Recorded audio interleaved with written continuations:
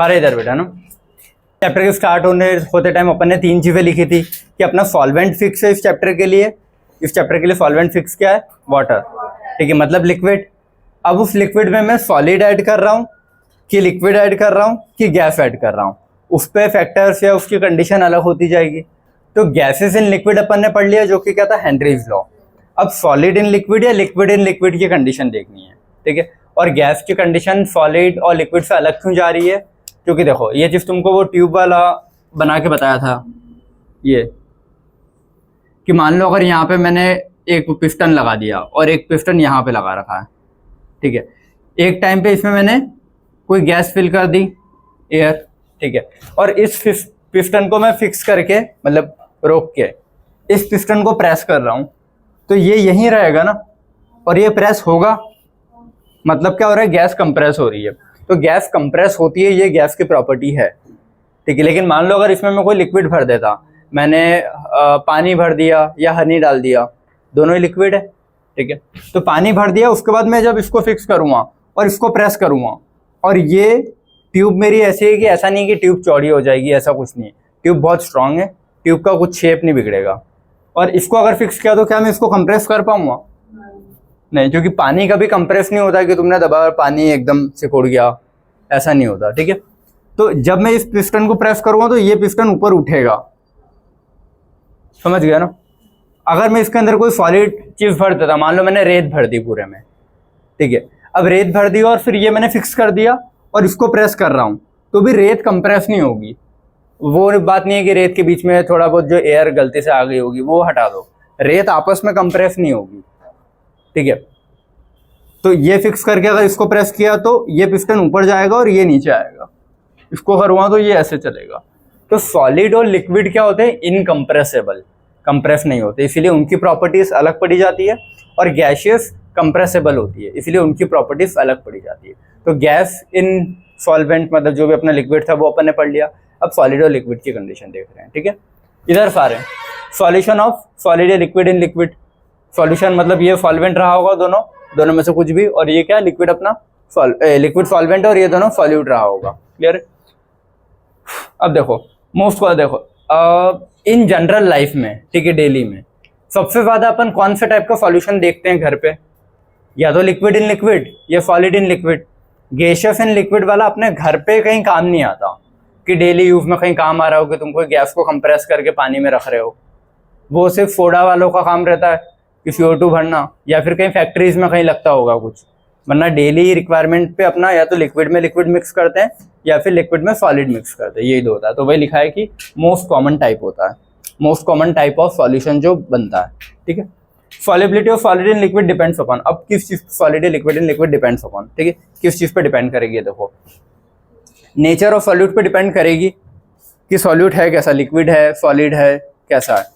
Nature of solvent पे depend करेगी कि सॉल्वेंट अपना लिक्विड ही लिया है वैसे, लेकिन अगर लिक्विड नहीं है, वो गैसेस रहा है, तो ये दो चीज होनी चाहिए ना फिक्स। समझ में आ रहा है? सॉल्वेंट फिक्स होना चाहिए कि लिक्विड होना चाहिए। सॉल्यूट क्या होना चाहिए? या तो लिक्विड या सॉलिड। अगर इनमें से कोई चीज चेंज होती है तो फिर इनके घुलने वाली प्रोसेस में कुछ चेंजेस आएंगे। ठीक है, तीसरा क्या है? टेम्परेचर। टेम्परेचर भी अफेक्ट करता है। जैसे इसका एग्जांपल अपन वो देखते हैं कि शक्कर को पानी में मिलाया, नॉर्मल एक टाइम तक आएगा कि घुल जाएगी, उससे ज़्यादा अगर घुलनी तो टेम्परेचर बढ़ाना पड़ेगा। टेम्परेचर बढ़ाया तो और ज़्यादा शक्कर घुल सकती है। तो यहाँ पे क्या हो रहा है? टेम्परेचर बढ़ाने पे मेरा सॉल्यूट की सॉल्युबिलिटी ज़्यादा हो रही है ना, मेरा सॉल्यूट ज़्यादा घुल रहा है टेम्परेचर बढ़ाने पे, ये शुगर इन वाटर वाले केस में। ठीक है, तो टेम्परेचर बढ़ाया तो सॉल्युबिलिटी ज़्यादा। गैसियस वाले में क्या था? टेम्परेचर बढ़ाया सॉल्युबिलिटी कम।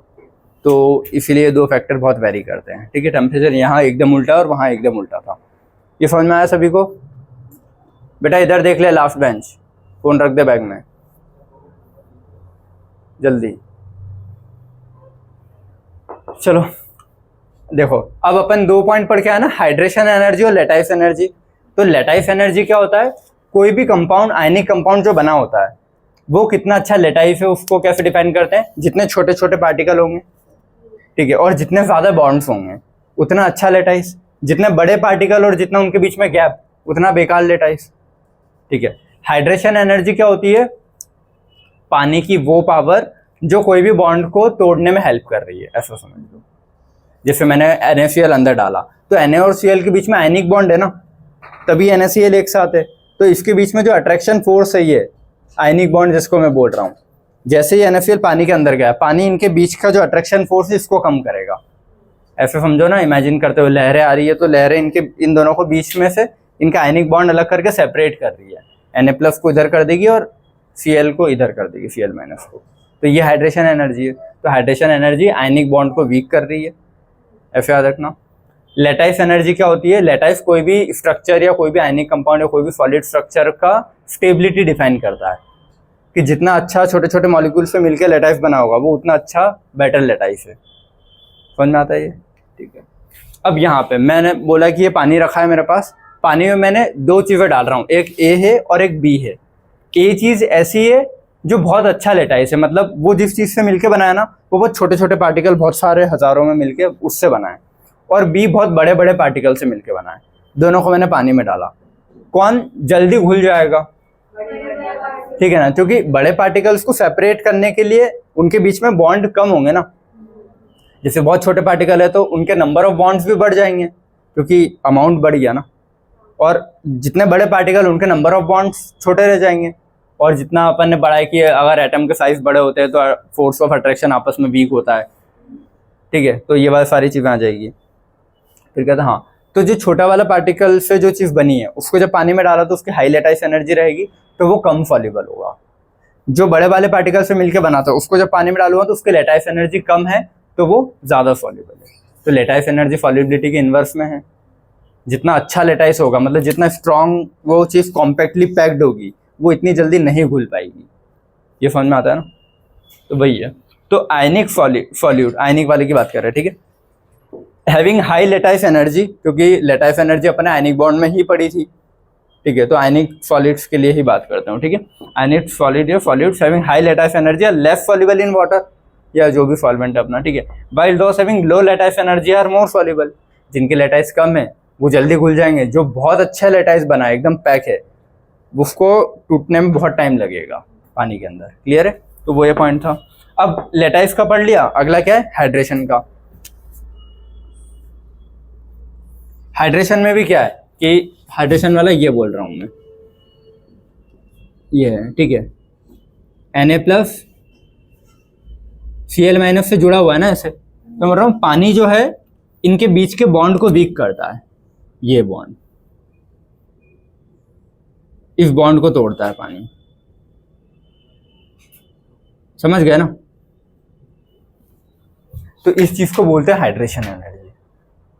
हाइड्रेशन एनर्जी जितनी ज्यादा होगी वो उतनी जल्दी और आसानी से इस आयनिक बॉन्ड को सेपरेट कर देगा, और हाइड्रेशन एनर्जी जितनी कम होगी NaCl जुड़ा ही रहेगा।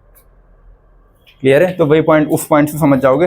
When the hydration energy is high, hydration energy ज्यादा है तो बहुत जल्दी घुल जाएगी ना, कोई चीज सॉल्युबल होगी। तो हाइड्रेशन एनर्जी जितनी ज्यादा, सॉल्युबिलिटी उतनी ज्यादा आयनिक कंपाउंड के लिए, ठीक है।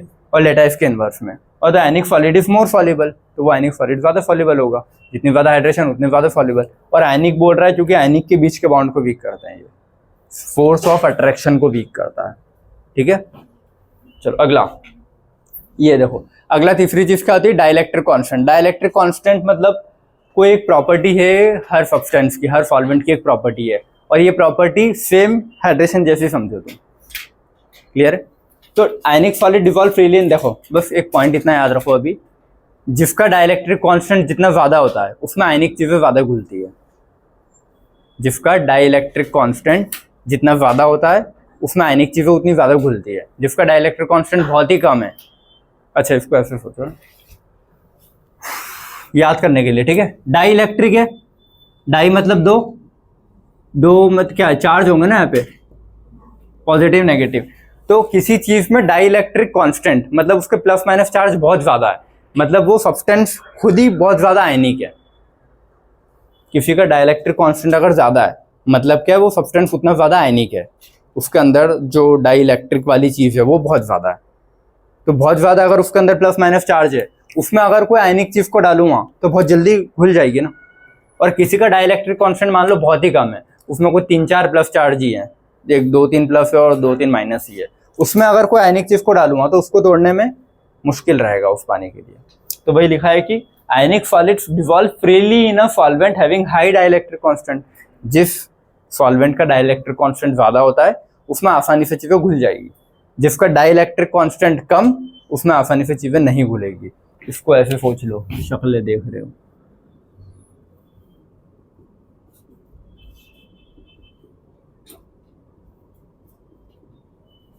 ठीक है,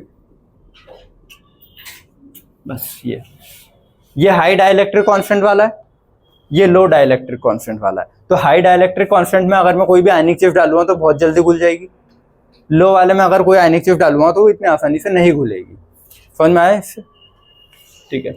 डाइलेक्ट्रिक कांस्टेंट वाटर का पूछता है तो कितना होता है? 80 मैक्सिमम है ये। ठीक है, वाटर का डाइलेक्ट्रिक कांस्टेंट बहुत ज्यादा होता है और अपने को पता भी ना वाटर H+OH- के फॉर्म में रहता है, तो बहुत सारे उसमें H+OH- से तैर रहे होंगे, तो उसमें जैसे कोई चीज आयनिक चीज डालोगे तुम बहुत जल्दी टूट जाती है। तो dielectric constant of water is 80, जो कि अपने सिलेबस पे मैक्सिमम इसी का है। बेंजीन और ये सब जो है ना नॉन आयनिक कंपाउंड अपन बोलते हैं, उनका डाइलेक्ट्रिक कांस्टेंट बहुत कम होता है। बेंजीन, टॉलिन, इनमें चीज़ें ज़्यादा सॉल्युबल नहीं होती है, बताया है क्यों? क्योंकि इनका डाइलेक्ट्रिक कांस्टेंट कम होता है। ठीक है, सो मत उठ जाओ। चलो ठीक है, बेंजीन। ठीक है, बेंजीन क्या है? आयनिक नॉन आयनिक में ऐसा अपन ने डिफाइन नहीं किया, लेकिन कहीं ना कहीं नॉन आयनिक वाले पोर्शन में आ जाता है वो। ठीक है, अब वो नॉन आयनिक पोर्शन में है, इसका मतलब क्या? उसका डाइलेक्ट्रिक कम है, तो उसके ऊपर चार्ज है ही नहीं ना। तो benzene having very low dielectric constant कितना होता है? 2.3। वाटर का 80 और इसका 2.3, मतलब इसमें चार्ज बहुत ही कम है। बेंजीन पे कहाँ चार्ज होता है? नहीं होता कुछ ना, अपन बेंजीन को कभी ऐसे तोड़ते हैं। ठीक है, and hence ionic solids do not dissolve in benzene. इतनी आसानी से बेंजीन में कोई चीज़ खुलेगी नहीं, इसीलिए बेंजीन को बोलते हैं नॉन पोलर सॉल्वेंट, बेंजीन और टॉलिन को। ठीक है, क्योंकि उनका डाइलेक्ट्रिक कांस्टेंट कम है। ये समझ में आया दोनों पॉइंट? ठीक है, many non ionic substance dissolve in polar solvent. देखो अब अपन ने क्या पढ़ा है? पोलर में पोलर चीजें घुलती है, नॉन पोलर में नॉन पोलर घुलती है। लेकिन कभी ऐसा हो जाएगा जब नॉन पोलर में पोलर घुल जाए, मतलब पोलर में नॉन पोलर घुल जाएगी। पोलर मतलब अपना पानी है, पानी के अंदर कोई नॉन पोलर चीज कब घुलेगी? जब वो हाइड्रोजन बॉन्ड बना रहा है। अगर कोई ऐसी चीज आ रही है जो हाइड्रोजन बॉन्ड बनाने की कैपेसिटी रखती है और भले आयनिक नहीं है, वो भी घुल जाएगा ना, क्योंकि हाइड्रोजन बॉन्ड की वजह से वो बॉन्ड बना लेगा। घुलने का मतलब क्या है? सॉलिबिलिटी का मतलब ये है कि आपस में जो सब्सटेंस के अंदर डाल रहा हूँ उसको, उससे बॉन्ड बनाना, ये सॉलिबिलिटी है, घुलना है। तो कोई भी चीज नॉन आयनिक पोलर में कब घुल पाएगी या नॉन पोलर पोलर में कब घुल पाएगी? अगर वो हाइड्रोजन बॉन्ड बनाता है।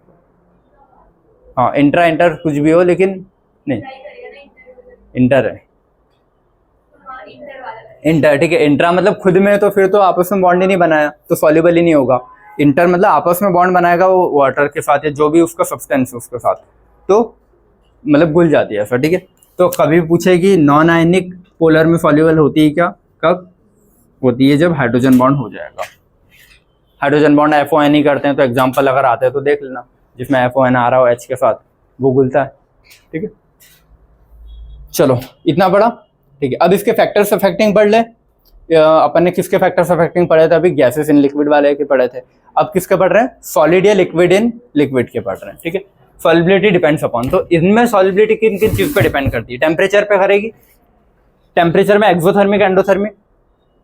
ठीक है, क्योंकि कोई भी दो चीजों को अगर मिक्स करूँगा, कोई लिक्विड लिक्विड को, तो बहुत बार होता है कि बीकर अपना ठंडा हो जाता है, या बहुत बार होता है कि बीकर बहुत ओवरहीट हो जाता है, गर्म होता है। केमिस्ट्री लैब में एक्सपेरिमेंट करते हैं ना, किसी चीज़ को डाला और एकदम बोलते हैं कि इसका हीट मतलब बढ़ गई ऐसा। ठीक है, या कभी कभी टेस्ट ट्यूब भी फट जाती है, तो वो क्यों? क्योंकि या तो कभी कोई चीज़ बहुत ठंडी हो जाती है, एकदम टच करके देखते हैं तो क्लियर है।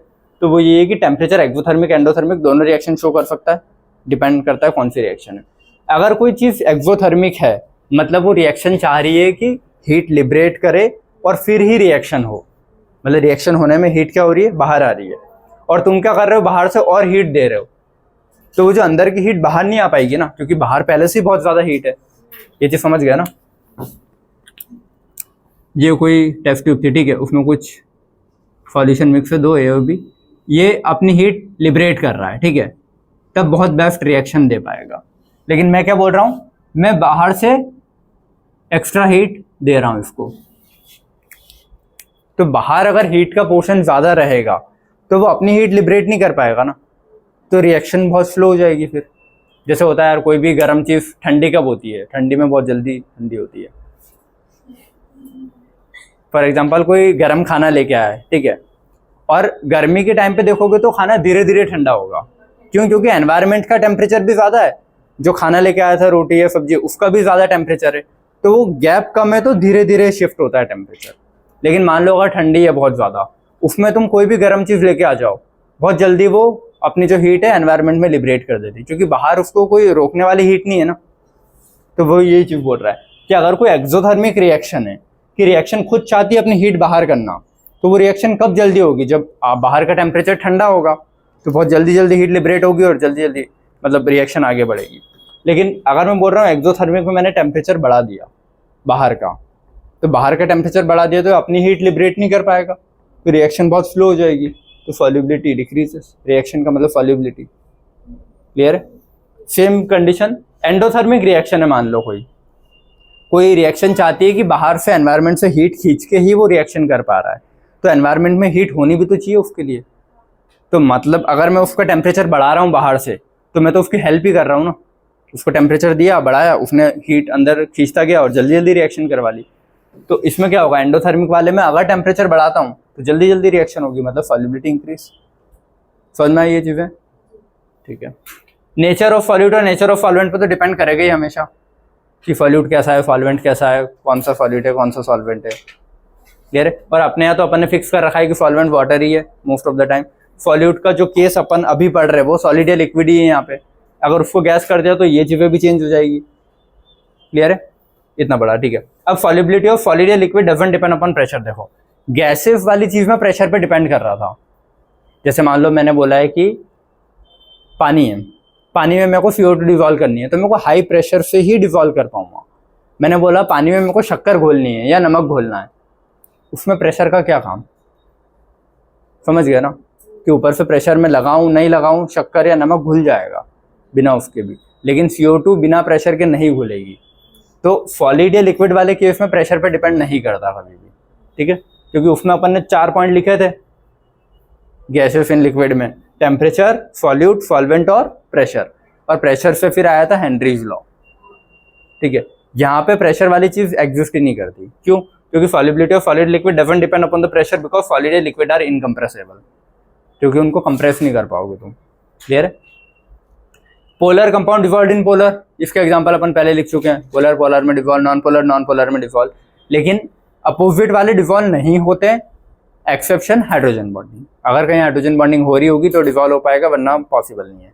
ठीक है, ये बहुत कम डिवॉल्व हो पाएगा, ये बोला था। जो कि अपन ने वहाँ 3 एग्जाम्पल लिए थे, CO2, O2 और H2। डिवॉल्व तीनों लिखे थे वाटर में, लेकिन CO2 कंपैरेटिव मोर डिवॉल्व था बजाय O2 और H2 के, क्योंकि CO2 में फिर भी पार्शियल चार्जेस क्रिएट हो जाएंगे कार्बन ऑक्सीजन के बीच में, और O2 में क्या ही चार्ज क्रिएट होगा, H2 में भी नहीं होगा। समझ में आ रहा है? ठीक है। Solubility increases when solute reacts या NH इन द, देखो अगर मैं कोई चीज़ पानी में डाल रहा हूँ और वो पानी के साथ रिएक्शन कर सकती है, तो वो चीज़ बहुत ज़्यादा सॉल्युबल होगी। कोई चीज़ पानी में ऐड की है और वो पानी के साथ मिक्स होना मतलब रिएक्शन ही कर रही है, रिएक्शन करके कुछ कॉम्प्लेक्स कंपाउंड बना रही है, तो और ज़्यादा सॉल्युबल होगी ना। तो वही लिखा है कि सॉल्युबिलिटी कब बहुत ज़्यादा बढ़ जाती है, जब जो भी सॉल्यूट मैं ऐड कर रहा हूँ वो सॉल्वेंट के साथ रिएक्शन कर ले। ठीक है, क्योंकि गैस वाले उसमें अपन ने पॉइंट लिखा था ना कि रिएक्शन नहीं करना चाहिए, तब जाके अपन वो सारी कंडीशन को देख पा रहे थे कि प्रेशर कितना लगाऊंगा तो कितना घुलेगा वाली चीज़। ठीक है, तो solubility increases when solute reacts या ionize in water and form complex. पानी में जाके या तो अलग हो गया और वाटर के साथ कॉम्प्लेक्स बना लिया, या फिर रिएक्शन ही कर दी पानी के साथ। क्लियर? एग्जाम्पल, अमोनिया इन HCl घोलूंगा तो NH4Cl बन जाएगा, तो बहुत फेवरेबल कंडीशन हो गई ना। ठीक है, AgCl इन अमोनिया AgNH3+ बन जाएगा, कॉम्प्लेक्स बन जाएगा। ठीक है, कोई भी केमिस्ट्री लैब में अगर मैं एक टेस्ट ट्यूब के अंदर रिएक्शन कर रहा हूँ, ठीक है, ठंडी का मौसम है, मतलब एनवायरनमेंट का टेम्परेचर कम है, जैसे ही रिएक्शन में मैंने कोई 2 चीज़ को मिक्स किया और टेस्ट ट्यूब गर्म होने लगी, टेस्ट ट्यूब गर्म होने लगी और एनवायरनमेंट का टेम्परेचर कैसा है, ठंडा है, तो वो टेस्ट ट्यूब अपनी हीट एनवायरनमेंट में लिबरेट करेगी ना।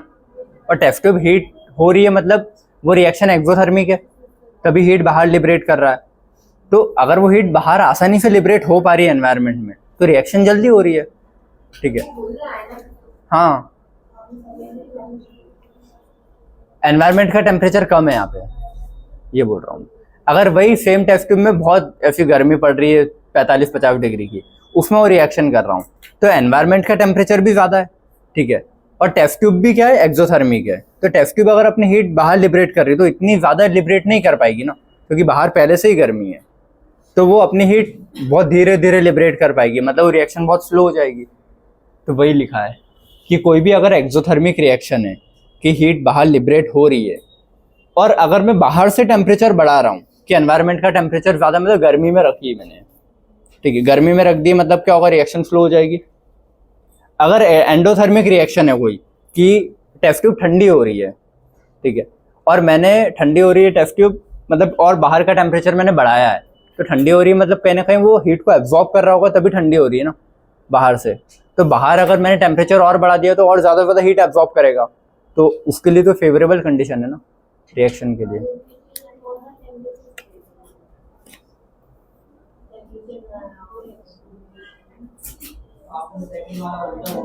सही बोला है, सॉल्युबिलिटी मतलब रिएक्शन होना, बस, ठीक है।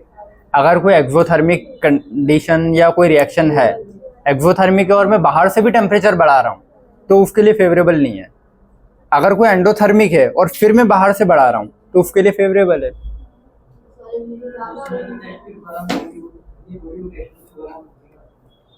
किसमें?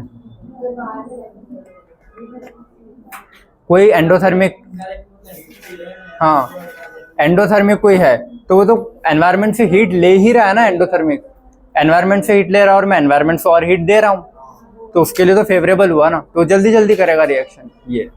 और पहले वाले में क्या है, वो खुद ही एक्सो है, उसमें भी मैं एनवायरनमेंट से और दूंगा तो स्लो कर देगा ना रिएक्शन। हाँ हाँ, क्लास एंड हो गया ना। चलो बेटा सुनो, यहाँ पे लेक्चर एंड कर रहा हूँ। कल मेरे को वेपर प्रेशर, इवापोरेशन और आगे का राउल्ट्स लॉ ये सब पढ़ाना है, ठीक है, वो ज़्यादा इंपॉर्टेंट है। तो कल का क्लास मतलब कोशिश करना कि कोई मिस ना करो, ठीक है। चलो, थैंक यू सो मच।